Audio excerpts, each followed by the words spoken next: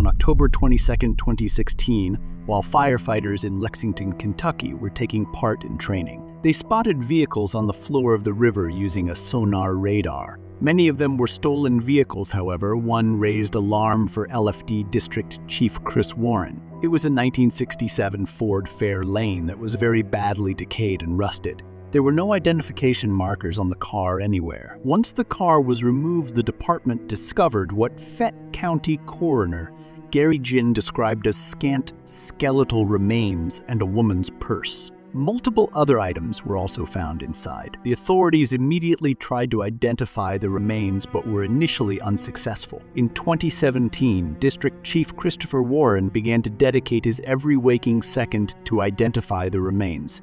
He began sifting through hundreds of missing person cases from 1968 to 1975 and located a missing persons case in Ohio. But the DNA markers were inconclusive. Warren searched thousands and thousands of missing persons reports until one day he found a blog that somebody said that was one of their family members. In July 2018, Chief Warren discovered the blog post and connected with the family. He shared with them what he found and slowly connected the dots.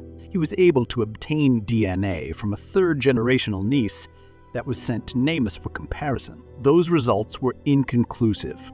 Coroner Ginn said, "In order to match DNA, you have to have another person who has DNA on file, and if you do not have the file, you will never find the person." In June 2020, bone structures and DNA samples were sent from DNA Labs Internationals in Florida to Parabon Nano Labs in Virginia for additional profiling. It was not without complications, though. The first round of DNA sent to the lab had exploded during the transition, completely compromising the samples. It took another year before a second round of DNA could be sent back to Parabon Nano Labs for testing. It was like seeing the light at the end of the tunnel for Warren.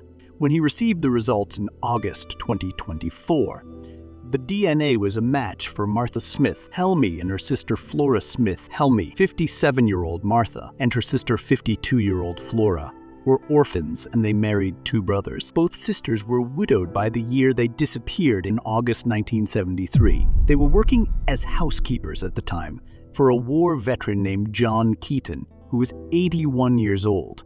On the night they had disappeared, on August 3rd, John was driving the sisters to his family reunion in Dabble, Kentucky, in his light green 1967 Ford Fairlane.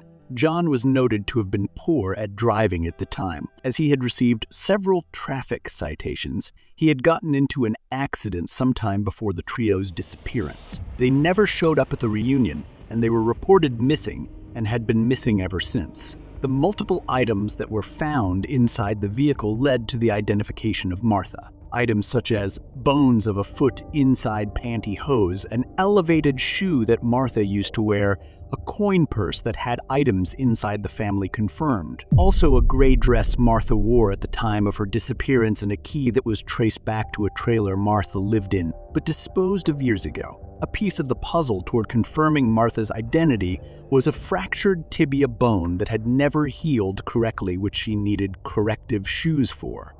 Because of the fractured tibia, one of her legs were shorter than the other. Coroner Ginn said that they believe all three victims drowned in the accident.